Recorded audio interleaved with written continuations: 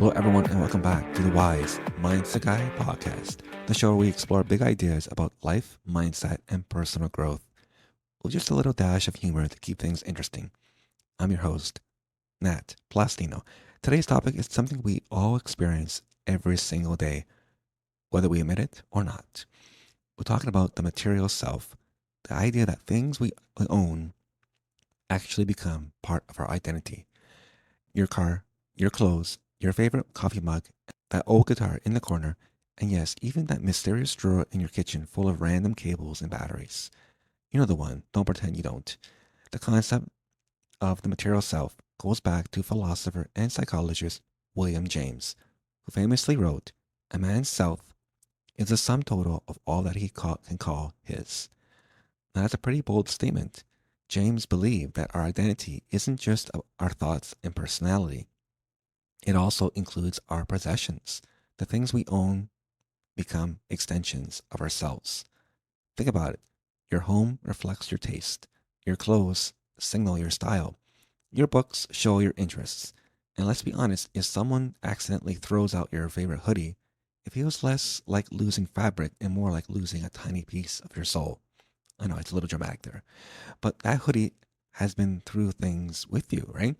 Road trips, lazy Sundays, probably a few questionable pizza decisions. Our stuff carries like stories, and those stories shape who we are. In fact, the ancient philosopher Epictetus warned us about how attached we become to our possessions when he said, "Wealth consists not in having a great possessions, but in having few wants." That's where the material self kind of gets interesting because our possessions can support our identity. They can also start to control it. Now let's talk about the dark side of having too much stuff. When we accumulate too many possessions, something strange happens. Instead of owning things, our things start to own us. Closets get crowded, garages become archaeological dig sites, and suddenly you're moving boxes from one side of the room to the other, thinking, why do I even have this? The minimalists call this the clutter trap. The more we accumulate, the more mental energy it takes to manage it all. More cleaning, more organizing, more stress. The Roman philosopher Seneca had a powerful reminder about this. It is not the man who has too little, but the man who craves more that is poor. In other words, the problem isn't necessarily what we own. The problem is when owning becomes accumulating without purpose. That's why decluttering every once in a while can feel so refreshing. You clean out a closet, donate some old clothes, throw away that box of tangled cords that probably belongs in a technology museum, and suddenly you feel lighter. It's almost like you've cleaned out your mind along with your house. Decluttering helps us reset our relationship with the material self. Instead of letting possessions define us, we choose the things that truly support our life and values.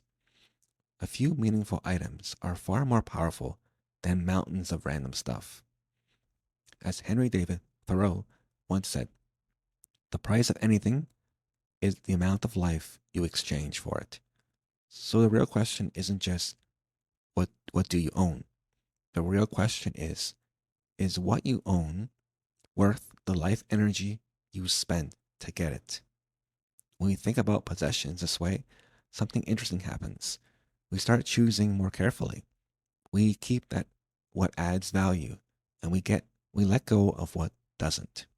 And ironically, the less unnecessary stuff we carry around, the more space we create for the things that really matter.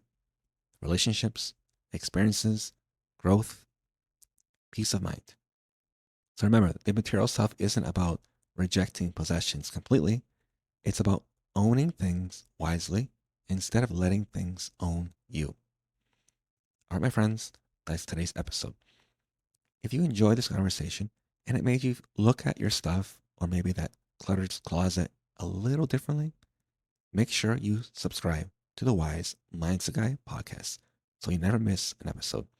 And if you have a moment, please leave a review. It really helps more people discover the show. Until next time, keep your mindset wise and maybe declutter that mysterious junk drawer while you're at it. Trust me, you'll feel better. Ciao.